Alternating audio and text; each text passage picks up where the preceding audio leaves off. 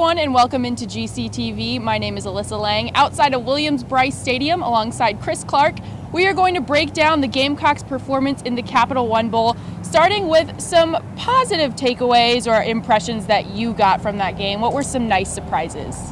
I think the biggest positive takeaway, you wrap up a third straight 11-win season, 33-6 over the past 3 years. Big accomplishment, even though South Carolina hasn't been able to wrap up the SEC. Had one SEC East championship, one SEC title game appearance in 2010, but of course, still a big accomplishment, something that's never been done in school history.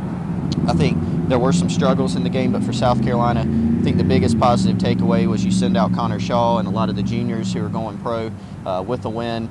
Close out strong, have another strong fourth quarter performance with the defense and forcing several turnovers. I think that was the biggest positive takeaway. And as far as defense, I know I was very impressed by the defense's performance. Talk a little bit about what you thought about it. Well, Wisconsin has a big physical offensive line. They're really good at what they do. 2,000-yard rushers, so it was a tall task for the defense. They did struggle early, but Lorenzo Ward made some adjustments at halftime. They did some things differently.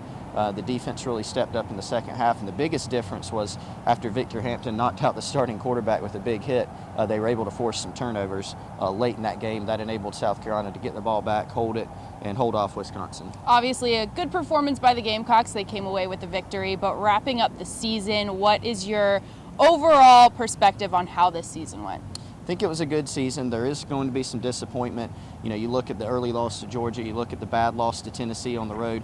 Those are things that prevented South Carolina from moving on to maybe even bigger and better things in the Capital One Bowl. Certainly had a chance to make the SEC title game. If you make that game and win, you never know what can happen. So that was a disappointment, I'm sure, for the fans of the program. But on the other hand, it was still a very positive season. Like I said, 33-6 over the past 3 years. Huge accomplishment for South Carolina football. So I think it's a season that you can feel good about. A very positive season, also due in part to some players who have decided to leave. Jadeveon Clowney, Bruce Ellington, Kelsey Quarles, and then you got Connor Shaw, who's graduating. What kind of impact are those players leaving going? What kind of impact is that going to have on the program? Well, all those guys made big contributions. Clowney, obviously the former #1 recruit in the country. South Carolina signing him in the 2011 class was huge. He's made a lot of plays. He's a guy that offenses had to game plan against week after week. They'll miss his playmaking ability, of course. Kelsey Quarles, Victor Hampton, a couple of the leaders on the defense there, and a couple of guys who have made a lot of plays and played some very good football at South Carolina. Connor Shaw, I think, is the one that maybe missed the most. He's a guy who put his body on the line every week, made some huge plays offensively. You look at the Missouri game this year, he's a guy that just commanded respect, and I think his loss may be the one that's felt the most. Bruce Ellington, of course, has been huge as well during his career at South Carolina. Now, I know it's early, but going into next season, before Gamecock fans get, too starved from their football, what is one thing that you're looking forward to or you could predict that would happen for next season?